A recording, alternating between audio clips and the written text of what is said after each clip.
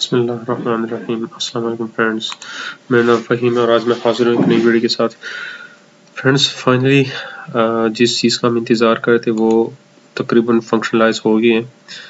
पहले तो आपको पता है कि हमने बहुत सारी वीडियोस भी बनाई है, आप लोगों ने कहीं और से भी देखी होगी, जो सेल्स लेजर के बारे में थे और ये डिक्लेरेशन में सेल टैक्स और नल सेल टैक्स के बारे में। तो इसमें ये कि सुबह मैं देख रहा था तो इसमें अभी भी मसला आ रहा था, लेकिन तकरीबन 12-1 बजे के बाद ये तकरीबन ठीक हो गए। इसमें फिर भी अभी इस तरह के बहुत सारे वो है जो इसमें प्रॉब्लम्स है, वो ट्राई कर रहे हैं उसको सॉल्व करने के लिए, क्योंकि एक नया यूज़र इंटरफेस है तो इसमें बहुत सारे प्रॉब्लम्स आएंगी। अच्छा फ्रेंड्स, ये मैंने इसका तो आपको पता है, यहाँ पे क्लिक करेंगे तो फिर यहाँ पे सेल टैक्स पे क्लिक करेंगे, ठीक है, जो 26(1) है, तो ये आपके पास आएगा। ये मैंने सुबह ओपन किया था तो इस वजह से यहाँ पे आ रहा है। इसको एडिट करेंगे। एडिट करने के बाद क्या होगा कि हम ये जो वैल्यूज है ये ऑटोमेटिक आ रही है हमारे पास। ये जो पिछले मंथ्स की हमारे पास जो स्टॉक पड़ा था वही आ रहा है हमारे पास। इसको मैंने कैलकुलेट किया तो वो आ गया। अगर आपका पिछले मंथ का है या उससे पिछले मंथ का है तो वो आपके पास आएगा लाजमी। चूँकि हम कमर्शियल इंपोर्टर के एनेक्सर बी से रिलेटेड है हमारा डेटा, तो वही हमारे पास आ रहा है। ठीक है, ये देखिए, मैं आपको खैर मैं आपको आहिस्ता आहिस्ता बताऊंगा। पहले जो सबसे पहले यूज़र इंटरफेस होगा वो आपके पास ये होगा। आपने इसमें कोई वैल्यूज नहीं डालनी है, ये ऑटोमेटिक आएगी आपके पास। ये होगा क्या, ये चीज़ें हमने बहुत ज़्यादा डिस्कस की है। मैं जस्ट आप लोगों को थोड़ा इसके लिए आपको जस्ट पॉइंट्स की ज़रूरत है, आप लोगों को बाकी खुद ही समझ आएगी। ये डोमेस्टिक परचेजेज है। अगर आपने कोई डोमेस्टिक परचेज की है एनेक्सर ए में तो वो आएगी आपके पास, ठीक है। या फिर अगर अनरजिस्टर्ड लोगों से की है तो वो यहाँ पे आएगी आपके पास, उसकी ग्रॉस वैल्यू, टैक्सेबल वैल्यू, जिसपे सेल टैक्स होगा। अगर आपने कोई इंपोर्ट की है तो वो यहाँ पे आएगा, ठीक है। एक्सपोर्ट के लिए अलग वो है, वो शायद किसी दूसरे उसमें आ रहा है।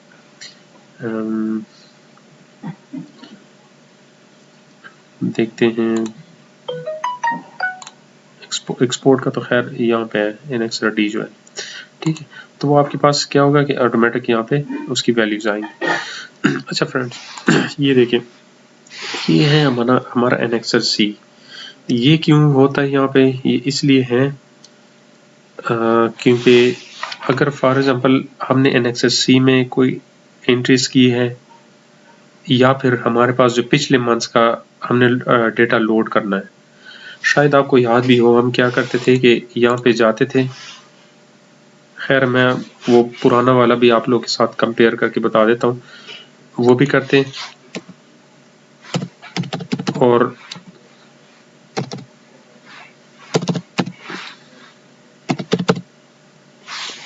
देखें, मैं आपको पुराने वाला भी ओपन करके बता देता हूँ कि वो क्या था।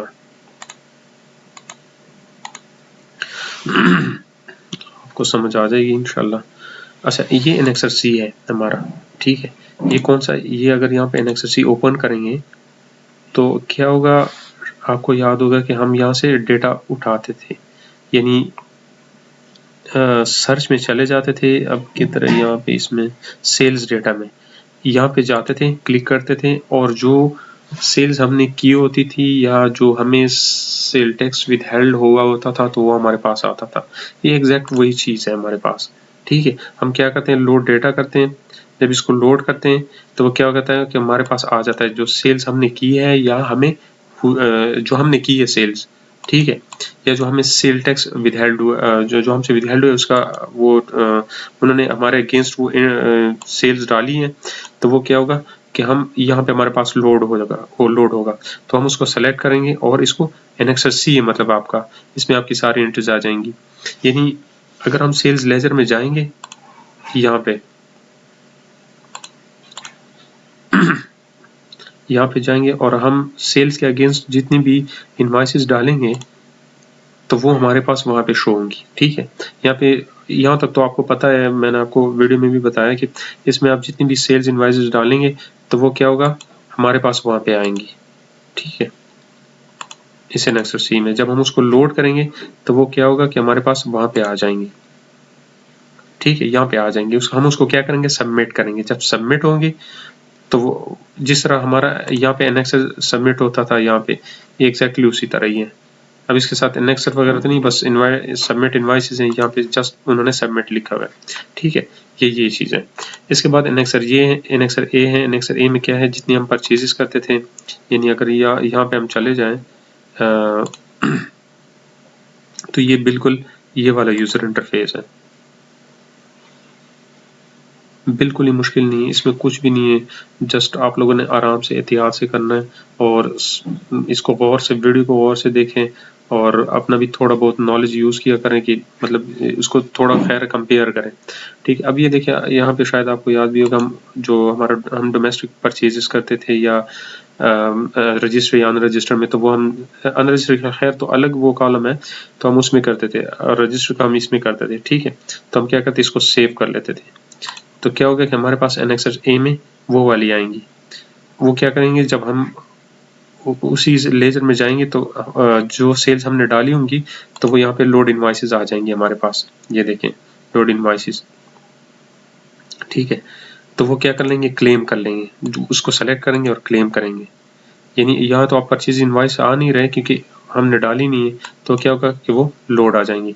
अब इसमें क्या है कि load sale tax withheld invoices, ये वो विदहेल्ड इनवॉइसेस हैं जो ऑलरेडी जिसने हमसे विदहेल्ड किए हुए हैं, जिसे हमने परचेजेस किए और वो उन्होंने हमसे सेल टैक्स विदहेल्ड किए हुए हैं, ठीक है। तो वो आएंगे हमारे पास, ठीक है। आएंगी तो नहीं, लेकिन होपफुली वो आ भी जाए, लेकिन मुझे नहीं लगता कि वो आ जाएंगे। इसमें वो आपकी जो है ना फुल समरी बताएंगे। समरी में क्या होता है कि purchase made from registered person इतने, रजिस्टर्ड पर्सन अनरजिस्टर्ड से इतनी की है, total input credit disallowed on account of non ATL, यानी अगर कोई नॉन एटीएल या ब्लैक लिस्टिंग में तो इतने फलाना फलाना को हमने वो कर दी, यानी इसमें ये चीज़ जो है ये एक्स्ट्रा वो फंक्शन है, ठीक है। यानी अगर कोई सेल टैक्स नंबर सस्पेंशन हुई या ब्लैक लिस्टिंग में, तो वो क्या होगा, यहाँ पे शो होगा, यानी आपको ये समरी दे देगा टोटल। और ये क्या होगा, total input credit self disallowed on account of SRO, यानी आपने खुद इसको डिसअलाउ किए, तो क्या होगा, यहाँ पे आएगी, ठीक है। ये हो गया एनेक्सर ए। एनेक्सर बी में आपको पता है कि आपकी वो सारे जेडीज आएंगी जो आपने की हुई है, ये ऑटोमेटिक आ गई है हमारे पास, ठीक है। यहाँ पे मैंने लोड जेडीज पे क्लिक किया तो वो हमारे पास आ गई है। या अगर आपका एक्स और आपने की है तो क्या होगा कि वो आपके पास आ जाएंगी, और यहाँ पे लिस्ट आ जाएगी कि ये जेडीज है, आपने कौन से वो करना है, तो आप उसको क्लिक करेंगे और क्लेम करेंगे। जब आप क्लेम करेंगे तो यहाँ पे क्या होगा, हमारे पास यहाँ पे आ जाएंगी, ठीक है, वो जेडीज आ जाएंगी ऑटोमेटिक। इसके बाद वही उसकी समरी है, स्मार्ट सेलुलर फ़ोन के मीडियम प्राइस के, लो प्राइस के, ये उससे रिलेटेड है, ठीक है। ये आप खुद भी लिख लें। ये डीलिंग का फ़िलहाल पता नहीं है, लेकिन जो मेरे ख्याल में अगर आपका कोई लिंक है किसी ऐसे उसे बिजनेस के साथ या ऐसे कोई इम्पोर्टर या उसके साथ, तो आप आपके साथ लिंक है उसका, शायद इसमें आ भी जाए, तो आप उसको डिलिंक करते हैं, यानी आपको उसको अपने साथ डिस्कनेक्ट कर देते हैं, ठीक है। कंफर्म तो नहीं बता सकता, लेकिन मे बी फ्यूचर में ये चीज़ हो, जिस तरह हम शायद आपको पता हो जब हम एनटीएन बनाते हैं तो उसको किसी एम्प्लॉयर को लिंक करते हैं, एक एम्प्लॉय को एम्प्लॉयर के साथ लिंक करते हैं। यानी फॉर एग्जांपल अगर हम क्या करते हैं, शायद ये भी इसी तरह ही है, यानी फॉर एग्जांपल अगर एक सैलरी पर्सन है, वो जॉब कर रहे हैं हॉस्पिटल में, ठीक है। तो वो क्या होता है कि वो हॉस्पिटल से रिलेटेड जो उसके एफटीएन या वगैरह उससे टच लिंक होता है ना, उसको लिंक करते हैं एम्प्लॉयर के साथ, तो वो लिंक हो जाता है। या फॉर एग्जांपल अगर हम बिजनेस लैंग्वेज में बात करें तो बिजनेस में ये कि अगर सपोज आप क्या करते हैं कि किसी कमर्शियल इंपोर्टर से कोई सेल या परचेज करते हैं, या बाहर से कोई वो करते हैं, इससे परचेज करते हैं या आपसे कोई सेल करते हैं, तो उसकी डिटेल आएगी आपके पास। तो हम क्या करते हैं, यहाँ पे क्लिक करते हैं, उसको डिलिंक करेंगे, तो ये जिससे ये जो कलेक्ट्रेट है ना, कराची कलेक्ट्रेट जो है, इससे हम डिलिंक हो जाएंगे। यानी हम तो इंपोर्ट इसके थ्रू करते हैं ना, इस कलेक्ट्रेट के थ्रू करते हैं, हम क्या करते हैं, तो ये डिलिंक हो जाएंगे, तो यहाँ हमारे पास आएगा नहीं, मतलब इसका लिंक ही हमारे से कट ऑफ हो जाएगा, ठीक है। एनेक्सर डी में क्या है, वही एक्सपोर्ट्स है वो आपके पास आ जाएंगी। ये स्टॉक स्टेटमेंट का, इसका भी मैंने आपको बताया, लेकिन ये इतनी इंपॉर्टेंट नहीं है, ठीक है। ये स्टील्स प्रोडक्शन, ये प्रोडक्शन डेटा, ये स्टील प्रोडक्शन है, ये एनेक्सर ये है। और ये पेमेंट में क्या होगा, पेमेंट में ये कि अगर फॉर एग्जांपल आपकी कोई अपने पेमेंट चालान बनाई है, तो आप क्या करते हैं, इसको यहाँ पे ऐड करेंगे, यहाँ पे आपका ऑटोमेटिक आ जाएगा, आप उसको सेलेक्ट करेंगे तो यहाँ पे आपके पास आ जाएगा। ठीक है, समझ आ रही है आपको? ये उसी तरह ही है जिस तरह हम वहां से CPR उठाते थे, ये भी उसी तरह ही है। अच्छा चलो वापस चलते हैं। ये इसकी तो शायद आपको समझ आ गई होगी, किसी को समझ ना आए तो बिल्कुल कमेंट में पूछ ले। और ऐसा नहीं है कि मुझे भी 100% इसकी समझ आ गई है, मैंने तकरीबन उसको कंपेयर किए, जो हमारे पुराने वो थे उससे मैंने कंपेयर किए। ठीक है, तो इस वजह से ये है कि तकरीबन उससे रिलेटेड ही है। अब सेल टैक्स क्रेडिट जो है, ये वही चीज़ें हैं जो हमारे पास फर्स्ट यूज़र इंटरफेस में आते हैं। जो हमारा ये वाला पेज है ना, जो पुराने वाला है सेल टैक्स का, ये तकरीबन उसी को ही शो कर रहा है। इसमें शायद उन्होंने कोई चीज़ एक्स्ट्रा वो की हो, डाली हो या कम की हो। ठीक है, तो ये देखें, हम देखते हैं ये डोमेस्टिक परचेजेस फलाना फलाना फलाना, ये आता है 8 तक, तो ये 8 तक जो है उसका ये यूज़र इंटरफेस है। ठीक है, और सेल टैक्स डेबिट जो है उन्होंने 9 से शुरू किए, यानी इसी को उन्होंने तकसीम किए हुए, उन्होंने डिवाइड किए हुए। ये देखें, ये वाला पोर्शन आएगा 23B तक, जो एक्स्ट्रा टैक्स कलेक्टेड SRO 23, ये देखें 23B एक्स्ट्रा टैक्स कलेक्टेड, ये वही चीज़ है। और इसके बाद फिर क्या है, पेबल में तो ये पेबल में हमारे पास वही पोर्शन आ रहा है 38 तक। ये 38 तक वही पोर्शन आ रहा है जो पेबल है। ठीक है, ये वही चीज़ है। और हेड वाइज जो है, ये तो वही सिंपल है जिस तरह हम पेमेंट करते हैं। फॉर एग्जांपल हमने सेल टैक्स ऑन इनवॉइसेस देना है या सेल टैक्स ऑन गुड्स देना है। ठीक है, अच्छा फ्रेंड्स, इसमें ये चीज़ है कि हम जिस तरह हमारे पास ये पोर्शन आता है सेल टैक्स ऑन गुड्स, वो ऑटोमेटिकली कैलकुलेट करता है। तो ये वही चीज़ है जो हमने टैक्स देना होता है।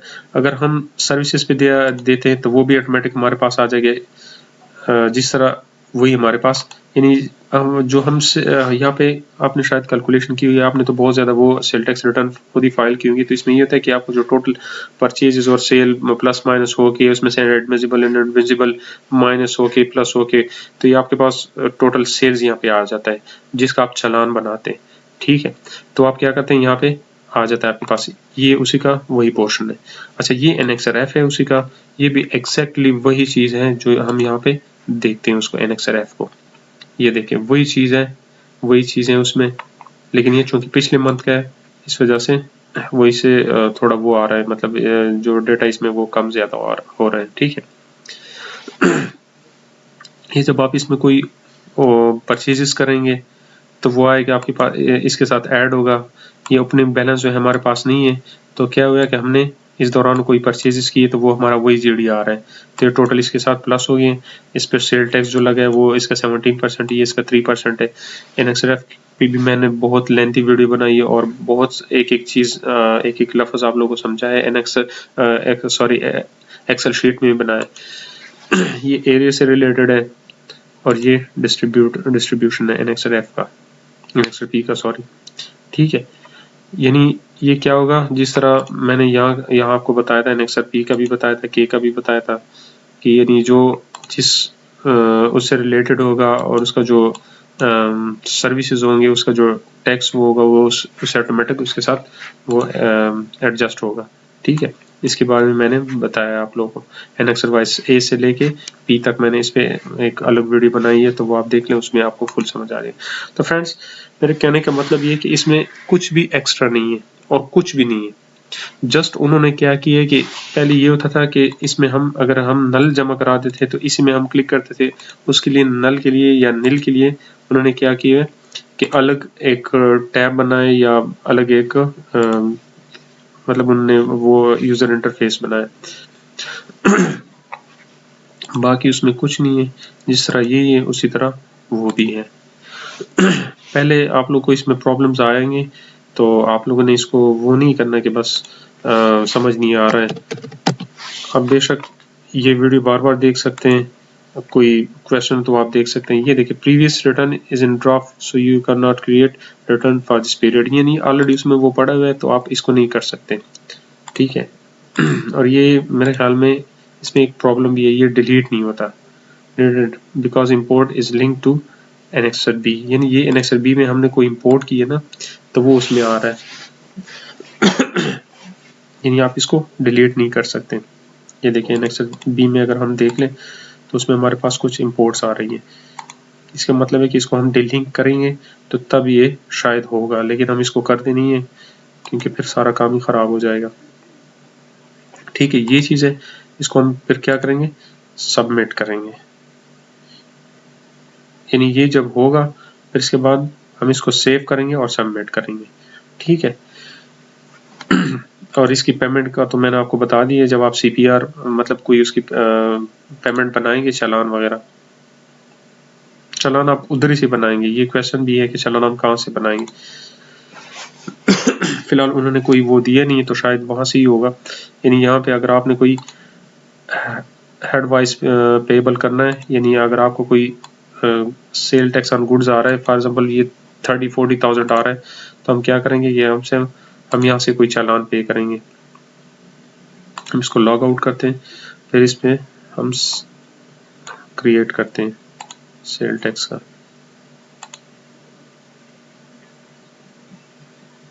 ठीक है, हम क्या करेंगे कि 2020 का करते हैं। इसमें ये कि हम दिसंबर का करते हैं, टैक्स मंथ इसमें सेलेक्ट करते हैं।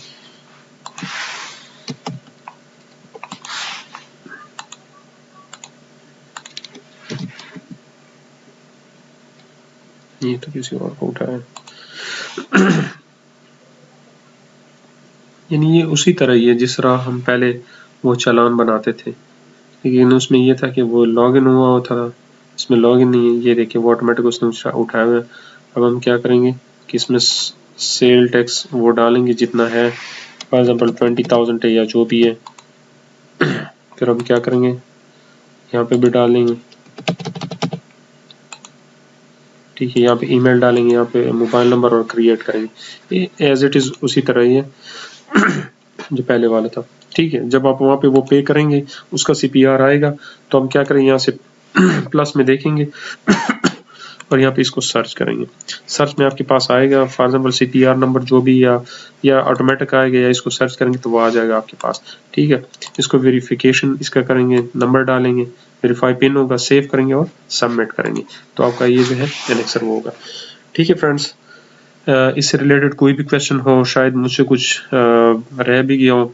एक्चुअली फ्रेंड्स मेरी तबीयत आज बहुत ख़राब है, तो इस वजह से मैं इतना इस तरह वो एक्सप्लेन नहीं कर सका हूँ जिस तरह पहले वीडियोस में मैं करता था। वरना मेरी ख्वाहिश थी कि मैं एक एक चीज़ को आप लोगों के सामने मतलब इसको एक्सप्लोर करूँगा, आप लोगों को एक्सप्लेन करूँगा। होपफुली मैं कोशिश करूँगा, इस पर वर्किंग करूँगा कि इसमें जो है ना एक्सेल शीट में आप लोग की तरह आप लोग के लिए एज इट इज़ लेके आऊँ। यानी ये जो डेटा दिए हुए उन्होंने, ये चीज़ें मैं एक्सेल शीट में लेके आऊँ कि ये किस तरह होगा, क्या नहीं होगा। यानी इस तरह कुछ उसके टैब्स होंगे, उसका जो डेटा होगा और वो किस तरह कैलकुलेट होंगे। इंशाल्लाह इस पे वर्किंग करूँगा और होपफुली कि इस पे खैर टाइम तो लगेगा, हो सकता है 2 हफ्ते 3 हफ्ते भी लग जाए, क्योंकि एक्चुअली मैं साथ में जॉब करता हूँ ना, तो मेरे पास टाइम नहीं होता, शाम को आता हूँ तो इस वजह से फिर मेरे पास टाइम नहीं होता है। तो इंशाल्लाह मैं कोशिश करूँगी इस पे मैं एक्सेल की शीट भी बना लूँ और आगे मैं देखूँगा, इस पे वर्किंग करूँगा, तो जो नॉलेज होगा मेरे पास इंशाल्लाह मैं आप लोगों के साथ शेयर करूँगा। फ्रेंड्स, यहाँ तक किसी को भी समझ ना आ गया हो तो वो पूछ सकते हैं। ठीक है, इंशाल्लाह नेक्स्ट वीडियो में फिर हाजिर होंगे, फिर बात होगी इंशाल्लाह। तब तक के लिए इजाज़त दीजिए। अल्लाह हाफिज़।